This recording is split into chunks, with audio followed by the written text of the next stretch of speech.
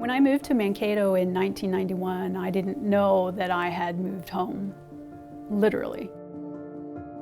And I called my father, and then I called my uncle, and I said to them, I have a job at Minnesota State University in Mankato, and I'm going to be a professor there in the English department. And separately, there was silence on the other end of the phone from both of them. And essentially what they said was, you know what they do to Indians there. We'll see how long you last. And I said, no, I don't know what they did to Indians here, because nobody ever talked about it in our family. My name is Gwen Westerman, and I'm a professor in the English department at Minnesota State University and also the director of the humanities program. Damakota, sisituan wakpektuan oyate hematahan winuna hemacha. As early as 1803, Thomas Jefferson wrote to William Henry Harrison and said, basically, this is how trade works. We want to get the best and brightest Native Americans in debt, because when they get in debt, they're more apt to cede us land. So it was fur traders who created the debt. When the fur trade collapsed, they would engineer a treaty, and some of the money in that treaty would go to the traders to pay their debt. But then once the land was ceded, the fur traders were the ones who had the money because they had the debt, so they could buy the land. I'm Martin Case. I'm the author of The Relentless Business of Treaties. It's a book that came out last year from the Minnesota Historical Society. The Treaty of Traverse des Sioux was negotiated in July of 1851. Its companion, the Treaty at Mendota, was negotiated about a month later.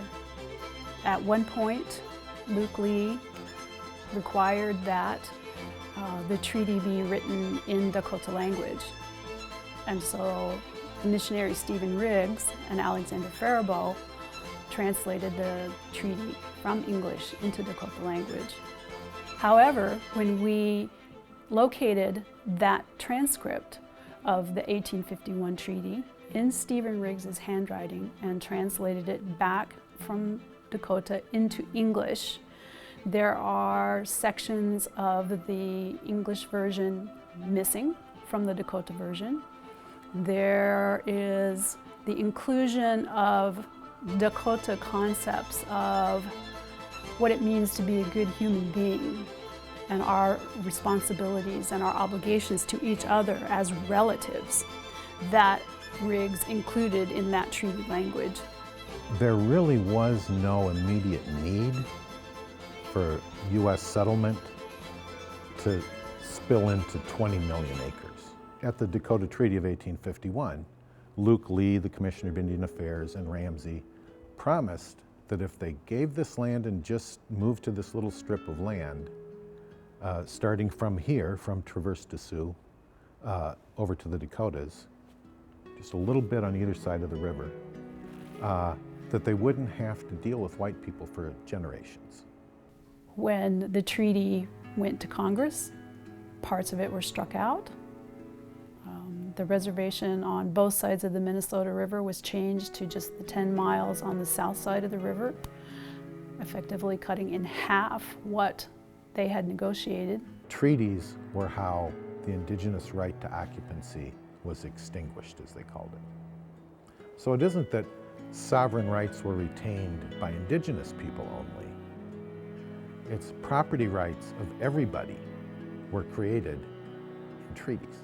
It's based on a Supreme Court decision, so that can be just boring as can be, you know. But it's still really important that where you live goes back to a treaty. In the late 1850s, this area was devastated by drought, by grasshoppers, by inclement weather, by the failure of a plan for a railroad. Economic conditions were difficult for everyone, not only for Dakota people during that time and in this place, but also for the settlers who came here and took out loans to purchase land. Many of them lost their farms. And who took advantage of that? Land speculators and banks. So the people who built our government in this state were the recipients of that failure, of that loss, of that relocation, of that disenfranchisement during that time. So it's the story of every state in this country. Land speculation and land claim and profit. When the Civil War started, and Minnesota, first state to offer troops to the Civil War and to the federal government, things kind of fell apart in the keeping Dakota people alive area.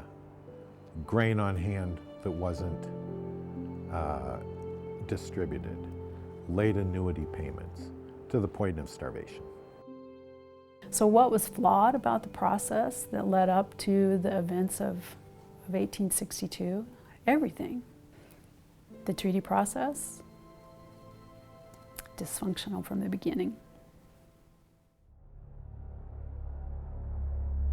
It was like taking a bottle of pop and shaking it, and eventually something pops. And that's what happened in this particular case. And so they went to war, but once they were taken prisoner, they changed the whole picture and changed it to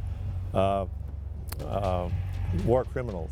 They wanted to hang 303 of the warriors. Then Lincoln said, well, we'll hang 39 of the worst ones that were considered rapists and that type of thing. Well, they couldn't find any rapists, but they found other people who were found in battle, and so they came up with 39, and then the 39th had his sentence commuted, so there were 38 in the final result.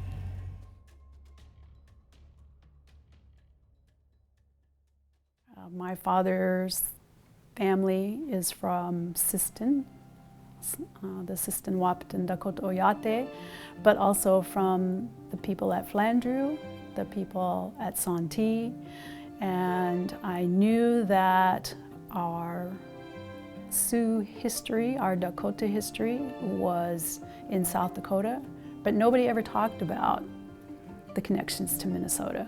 And when I say I moved home, I literally moved home because my ancestors had a summer and a winter village, summer and winter villages, from Kasota to the ridge in North Mankato all the way out to Swan Lake near Sleepy Eye.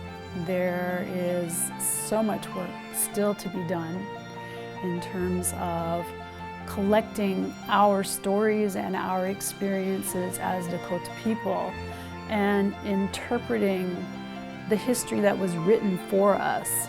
And it's important work, and it's going to take more than my generation of scholars, the next generation and the generation after that we will have a place here in Minnesota Makoche in the future, and that our children and grandchildren and great-grandchildren understand what that place is.